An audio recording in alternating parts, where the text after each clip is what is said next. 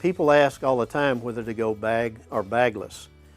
Bagless machines work pretty well if you keep the filters clean. It's not the vacuum's fault you haven't cleaned the filters, it's the individuals. People believe when you see it, all you have to do is walk up to the trash can, push a little button, and it's clean.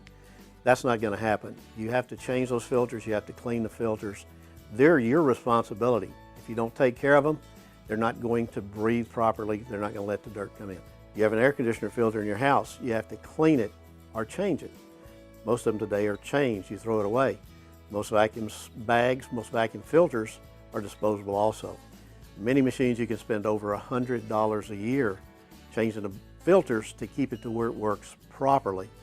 Remember, if it makes the dirt go away and you can't see it, it's clean.